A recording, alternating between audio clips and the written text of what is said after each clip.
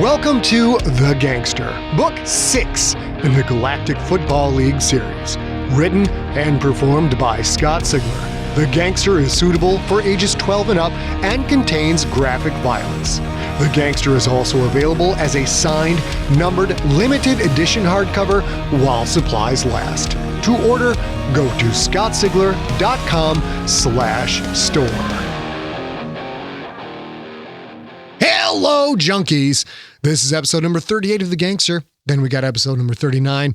Then it all ends with episode number 40, which means get thee ready for the Gangster Q&A. On Wednesday, September 8th and Wednesday, September 15th, we will be doing live Q&A episodes on our Sigler in Place live streams. Now, we do these live streams every Wednesday at 6 p.m. Pacific, 9 p.m. Eastern. It's a fun way for us to chat with the junkies and the junkies to chat with each other and kind of reconnect throughout the week and bring some positivity into your life. So on September 8th and September 15th, you can watch those live streams live and ask whatever questions you like about The Gangster, other GFL titles, the series, other Sigler books, what comes next, etc. If you can't make the live show, don't worry for two reasons. First, you can email your question to info@emptyset, and we will try to answer that on the live stream. And second, we will be stripping out the audio from those live streams and putting it in this very podcast feed for the normal Sunday episodes for Gangster episode number 41 and Gangster episode number 42, so you will still get to hear all the goods. But do join us on those live streams if you can. They are a ton of fun. I think you'll find hanging out with 30, 40, 50 other junkies for an hour on a Wednesday night is a pretty darn good time. Speaking of The Gangster, i.e. the hardcover, we have an update for you. The books will ship from the printer no later than August 31st, 2021. I will start signing these books as soon as they arrive to us. We will ship out our signed books every day that we can. Sundays don't work until they are all shipped and on their way to you. A Real Girl thinks it's safe to say most folks will have their hardcover copies of The Gangster by the end of September. That said, with all the pandemic-related issues we have faced, the uncertainty of the U.S. mail system, the shortage of over-the-road truckers, the supply chain paper shortages, and of course, the bankrupting of our original printer, we will feel a whole lot better when the pallets are finally here in San Diego, in our grubby little paws, and in our control. And since there is uncertainty with shipping these days, we've got extra books coming in so we can fix any shipping tragedies. And now back to the Gangster Podcast. Let me get you caught up on the story so far, and then we're all going to go do some double dutch.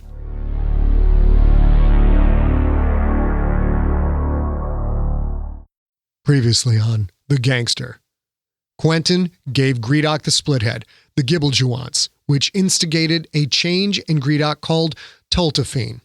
The Toltifeen transition is nearly complete. And when he becomes a she, what price will Quentin have to pay for his manipulation and his interference?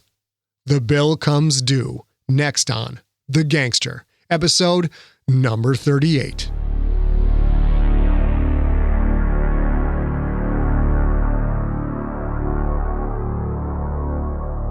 Book 8. Go the Spoils. Githworts. After seeing Killian's shrine, Quentin kept mostly to his small cabin, avoiding everyone. That was easy to do. Masal and Virak stayed with Gredok in the abandoned mine. Zan and Beans spent their time doing maintenance on the Oleron's engines and systems. Aya focused on something she called radcasting, and Killian remained in his own cabin, either drunk or sleeping. Quentin tried to watch movies stored in the ship's memory, but couldn't focus on the plots and would find himself staring off into the distance. He wrote and recorded messages to Becca, most of which he deleted as soon as he was finished. Much of what he had to say was about Killian, and he didn't want to burden Becca with any of that. The messages wouldn't actually send until the Oleron was out of the quiescence, and since Ionath was the first stop, there was little point in sending anything when he would see her almost as soon as the messages arrived. He missed her more than he'd thought possible. When he held her in his arms again, so much of this would fade away. Just a few more days. The only thing that helped pass the time was working on the Kraken's playbook. Quentin didn't have one with him, but that didn't matter, as he'd memorized all of it.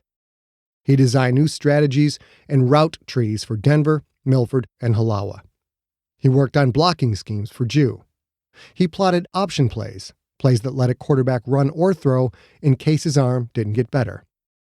That last bit was a pipe dream, he knew. In the GFL, a quarterback who couldn't throw accurately wouldn't even make the team. Maybe his short-range accuracy would return. At least that would be something. He found himself hoping Gredok would pass on Charlton the Moral and Heyman the Distinguished, wind up with Bagall the Fishy instead. While Quentin had never met Bagall, the coach's powerful run-first approach would be just what the Krakens, and Quentin, needed to replace Hokor. If Bagall became the franchise owner, he would undoubtedly install himself as head coach. And why not? Who wouldn't want to be the coach of the two-time defending Galaxy Bowl champs, especially with the best running back in football at his disposal? In a run-first offense, Quentin could still be the quarterback. He would become a game manager rather than the offense's featured weapon. It wasn't what he wanted, and he would continue to look for a cure for his arm, but if it kept him in the game, he was all for it. Still, he couldn't get Becca's idea out of his head. What if Quentin became the coach?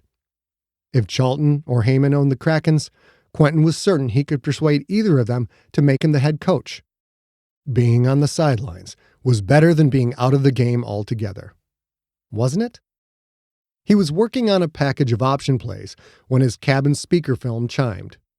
"Quentin, this is Zan. Are you there?" "I am." "Masol says the Toltifeen is complete.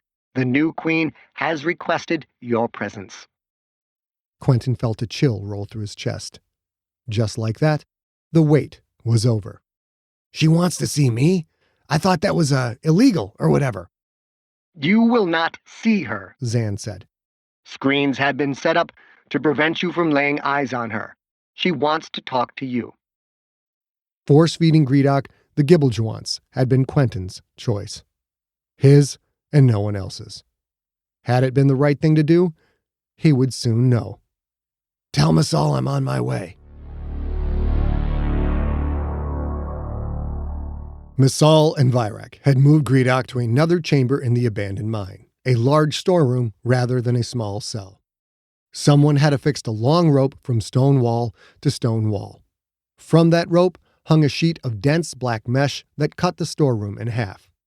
There was a light of some kind on the far side, a light that cast a weak silhouette of something against the mesh.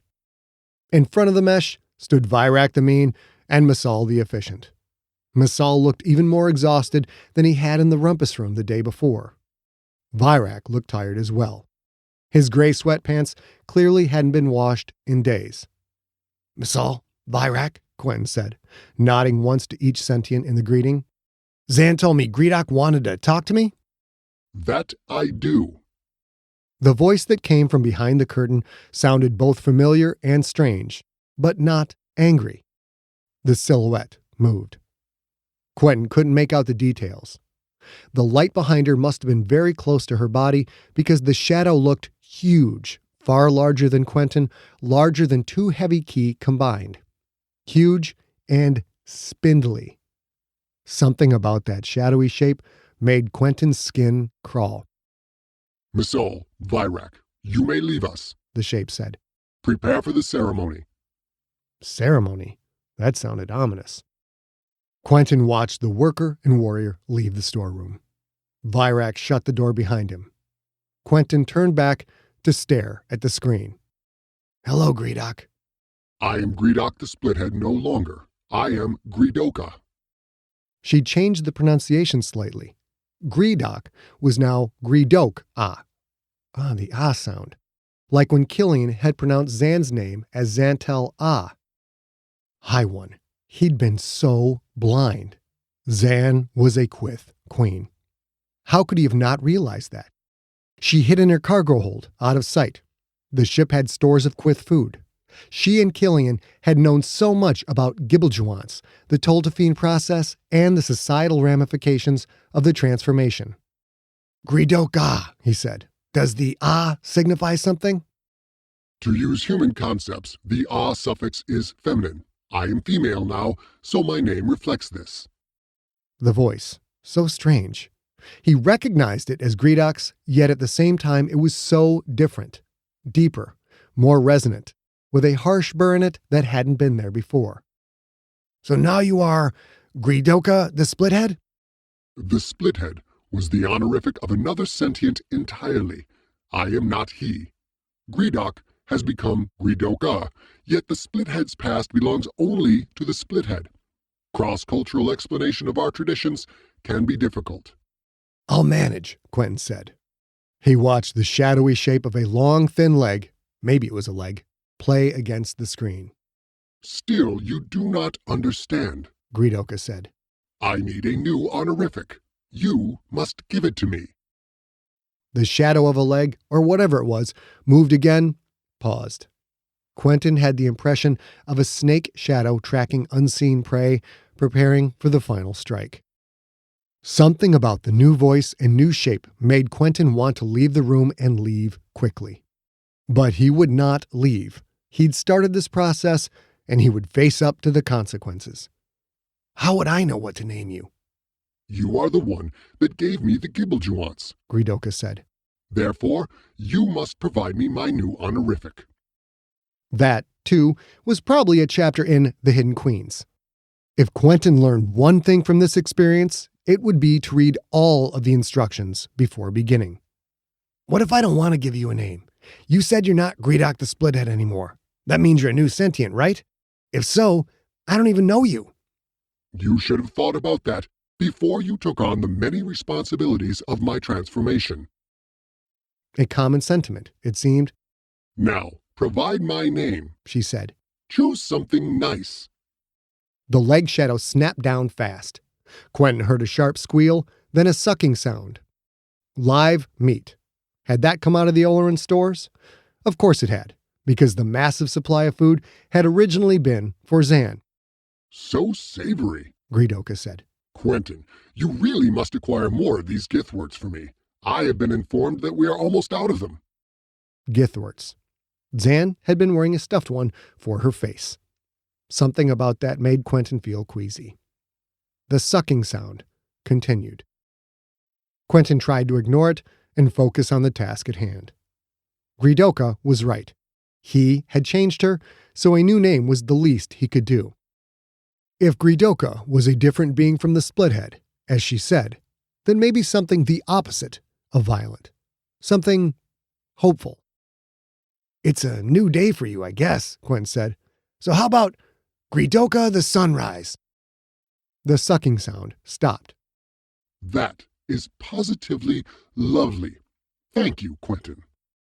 He was about to say, "You're welcome," when something flipped over the top of the mesh screen, flew through the air, bounced against the back wall, and hit the floor. It didn't move. Where Zan's stuffed animal had been plump, this corpse was now little more than a skeleton covered in loose, green fur. Gredoka the Sunrise had sucked it dry. What, exactly, had Gredok become? Githworts are quite delicious, Gredoka said from behind the curtain. You will acquire me many more of them, yes? Quentin tore his eyes from the shriveled corpse and back to the silhouette. He wasn't sure which was worse to look at. We will find you more, he said. I think. I'm sure I can. Yes, we'll figure it out. He was responsible for her care until she chose a leader to inherit her wealth. Hopefully, she'd pick Charlton, Heyman, or Bagel as soon as she got back to Ionath. Quentin no longer cared who she chose as long as he could be free of this responsibility. I have the Splithead's memories, Gredoka said. I must commend you on how you defeated him. He lied to the Cretorakians about being there for your false schism meeting, but you and I both know that meeting did happen. She sounded happy. Genuinely so. Was that possible? Gredok had been so full of rage. Whether it happened or not is irrelevant, Quentin said. The situation has resolved itself in other ways. Yes, Masol told me about that resolution. Imagine, uprisings in your name on 15 planets. You are quite the popular fellow, Quentin. The smell of wet fur. The Githwort, slick with some kind of saliva from Gredoka. Quentin's queasy stomach threatened to revolt. It's hard to believe that the Gredok who hated me so much is gone. Is he? Really gone? Gredoka made a sound more akin to a guttural growl than a deep breath, but it struck Quentin as a heavy sigh of exasperation. So suspicious you are. I can hardly blame you for that, considering what the Splithead was like. That reminds me of why I asked you to come here. I must divest myself of my assets. Quentin nodded. Such a strange law that Quith females couldn't own assets of any kind. It seemed archaic, but if that was their culture, then that was their culture. Masal has a list of, suitors, Quentin said.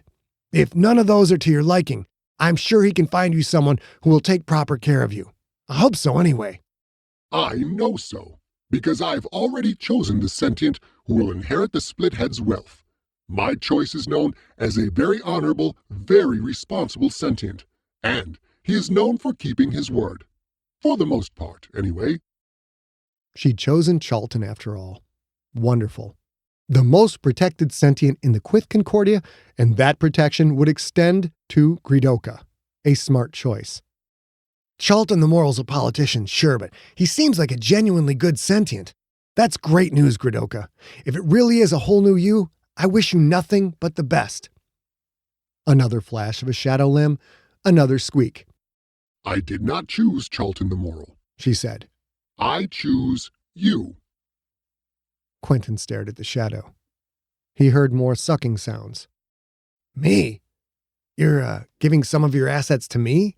Why? A green-furred corpse flew over the net, hit the wall, landed next to the first one. Not some assets, Quentin, Gredoka said. I am giving you everything. You will take full possession of the Splithead's enterprises, both criminal and legitimate. You will provide for my care, now and forever. Goosebumps crawled across Quentin's skin. The thing behind the screen moved again. Just how many limbs did it have? Gredoka, I'm not a Quith leader. I can't be your provider. Maybe you're disoriented from the change. I could not possibly be more oriented than I am at this moment. As I have no leader I desire as a mate, and you changed me, that means I may select you as my de facto concubine. Therefore, I give my wealth to you, first to satisfy the law, and second, because the part of me that was the Splithead understands what kind of a sentient you really are. I know you will make sure I am properly provided for. He heard her words, and he didn't hear her words. One thought lodged in his mind, one above all others. He'd already watched his dreams come true. Now it was unthinkable. The team. What about the team? Congratulations, Quentin Barnes. Orphan from Makovey, you are now the sole owner of the 3-time Galaxy Bowl champion Ionath Krakens.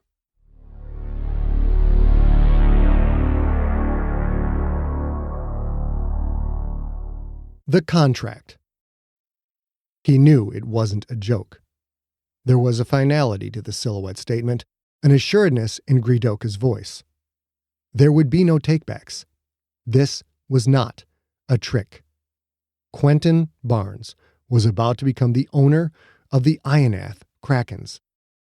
Predictable reactions like, "You've got to be kidding me," or "What are you talking about?" popped into his thoughts and were dismissed as fast as they appeared, shuffled along as his soul flirted with denial before slamming headlong straight into acceptance. That acceptance generated a single supernova of a question. But why? Spindly shadows of multiple limbs extended, flexed, twitched. You turned Gredok into this beautiful form to save yourself and your family. The limbs returned to the shapeless center shadow. You wanted to take away the Splithead's power so he would no longer be a threat to you. I understand that you acted out of self-preservation. But you could have made another choice. You had ample opportunities to kill the Splithead. Had you done so, I would not be in this glorious form. Had you done so, Gredoka the Sunrise would have never existed at all. Quentin felt his pulse in his temples. He started to control his reactions, calm his physiological response, then realized those things didn't matter. He didn't have to hide his emotions from Gredok because Gredok was no more. "I didn't change you so I could have your stuff," Quentin said. This wasn't real. This couldn't be real. "I just wanted Becca and the baby to be safe. I never asked you to give me the team." No, you did not ask for it, and yet now it is yours. I know this is the one thing of mine that you will treasure above all others. The Kraken's franchise is a token of my deep gratitude for your ethical decision and the risks you took to make it." He wanted to accept the gift, a thing so grand he'd never even dared to dream it, but it seemed wrong. She called his decision ethical. He'd forced a change on another sentient being, and he was being rewarded for it. "But I did this to you against your will. Gredok's will. The Splithead's will." Quentin Barnes, are you telling me that you do not want to own the Ionath Krakens? "Of course I do." He paused, took a slow breath, trying to get his head around all of it. Of course I do, but this feels, like I'm extorting you somehow." Do you think the Splithead would have had a problem extorting anyone? With that question, Quentin felt himself instantly back on solid ground. "I'm not the Splithead," he said. The limbs, 4 of them, 6 of them, fluttered out again, wavered, almost as if the creature that cast the silhouette was looking at those limbs one at a time, marveling at their delicate length. Those limbs outstretched showed Gredoka's size. If she wanted to, she could effortlessly reach right over the mesh curtain, grab Quentin, and pull him in. As astounding as it seems, She said. Gredok did not want this glorious transformation. He was a simple creature. All males are. No offense intended. "None taken." The long limbs again furled inward. No, you are not the Splithead. While you possess many of the same traits that made him successful, you are definitely not the same as he was. It will be impossible for you, a human, to understand the depths of what I now feel. What I have become, what I now am, this existence is more than Gredok could have ever known. What I am now is what I was always meant to be. Gredok was a taker of life. I will be a giver of life. Your reasons for starting this transformation are now irrelevant, Quentin. I am not simply happy with who I am ecstatic. You have done me such an honor. I will live the rest of my life in glory, at peace with the universe. In Quentin's wildest expectations of this dangerous plan, a plan that had taken lives, he couldn't have dreamed it would end like this. If it sounds too good to be true, Quentin tilted his head. "It can't be this easy. Gredok was a power-hungry manipulator. You're telling me that everything he was is just gone and the nicest alien lady thing that ever was has taken his place?" A caterpillar becomes a butterfly. "Yeah, but does a spider? Because Gredok was kind of venomous like that." That he was. Gredoka said. But is it so difficult for you to imagine such a level of personal change? "For the Splithead? Yeah, it's hard to believe. You can turn coal into a diamond, but it's still carbon." A horrid sound rose up from behind the curtain, a clacking, scratching tone that made Quentin's hair stand on end, that seemed to push him back a step before he realized he was moving at all. Was that this new creature's laughter? Well spoken, Gredoka said. And yet in this case, you are wrong. Yes, I am made from the same material as Gredok, but I am something new. You will either accept this or you will not. Either way, it does not matter because you are about to be the owner of everything Gredok possessed. Are you ready? He wasn't. He didn't want anything Gredok had possessed. No, that was a self-aggrandizing lie. Quentin wanted the Krakens. Now that the possibility was before him, it would be impossible to let it go. "I'll take the team," he said. "I don't need the rest." Gredoka spoke out a short sentence in Quyth. Quentin didn't understand the words. The storeroom door opened. Masal entered, accompanied by Virak. Masal wore a new uniform that Quentin had never seen before. It was immaculate. Virak wore clean gray sweatpants and had an orange sash running from his left shoulder to his right hip. The sash looked homemade, like something Masal had made from a pillowcase or an old pair of pants. "You boys look nice," Quentin said. They should be wearing their finest, Gredok said. and Virak, as my protector, should be wearing a ceremonial Chaltagoth blade. Sadly, we do not have the proper trappings, but they are not required to make this legally binding.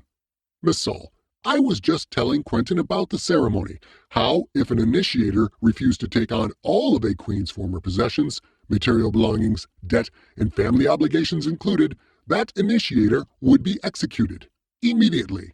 That is what the Chaltagoth blade is for, but since we do not have one, I imagine Virak would need to use his bare hands. But that formality is of no concern, because Quentin has agreed to take on all of my assets and be my provider. Is that not correct, Quentin? Virak's cornea was perfectly clear. No emotional turmoil within him this time. The warrior would do what needed to be done with no internal conflict. Quentin found himself with a bizarre choice. Accept a criminal, industrial, and sports empire, or refuse such riches and have to fight for his life just to get out of this room. That word again. Choice. In this instance, there was only one choice to make. "Gredok is right," he said. "I will become her provider. I guess I really should have read the rest of that book." "You acted without proper research or planning," Masal said, "which is of no surprise to me." a cold edge in the worker's voice. Gredok had accepted the change, had embraced it. If any part of her held a grudge for Quentin's actions, she had forgiven him. Masal had not. When this was over, Quentin would make it up to the worker. I am hungry, Gredok said. So hungry. May we get on with the ceremony? Masal reached into his uniform and produced a small black box.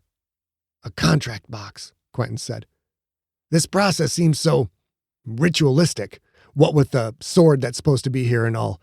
I don't have to use an ancient knife to prick my thumb or something? Burn some incense? Maybe sacrifice a goat?" A goat? Gredok said. I have seen pictures. They look delicious. Quentin, please get me some goats. Quentin made a mental note to avoid all euphemisms that involved animals. "This box contains a transference of ownership contract," Masal said. "Quite standard, actually, save for the amounts and titles being transferred." Masal walked forward to stand next to the screen. Quentin noticed a thin slot in the mesh he'd missed earlier. Through that slit slid something that made Quentin's stomach pinch and his heart surge with the urge to run as fast as he could. A long, thin, black thing that might have been a finger, might have been a leg. The leg finger's pointy tip slid into one end of the contract box. Masal looked at Quentin. "Elder Barnes, if you will?" Quentin had to put his finger into the same box with that thing? He shivered at the thought. He glanced at Virak. The warrior's baseball-sized cornea remained perfectly clear. At that moment, Virak wasn't a friend, wasn't a teammate. He was a robot biologically programmed to do as he was told. "We're in the quiescence," Quentin said. "The contract box can't connect to the net." "The time and date of the transaction will be recorded," Masal said. "As soon as we punch to Ionath, the transaction will be processed, retroactive to the instant the deal is completed. This is binding." Quentin steeled himself, then slid his finger into the box. There was a brief pause. The light on top of the box turned green. "It is done," Masal said. "Elder Quentin Barnes, you are now the owner of all assets formerly controlled by Gredok the Splithead." Quentin couldn't pull his finger out of the box fast enough. Gredok removed hers as well, the tip making a skin-crawling scratching sound as it slid free and retreated through the mesh slot. Virak left the room. The mesh rattled as something big and strong smacked it, making Quentin jump away, thoughts of a giant spider filling his head. Now that you have all that money, Gredok said. acquire me some fresh food. As I told you, I am hungry.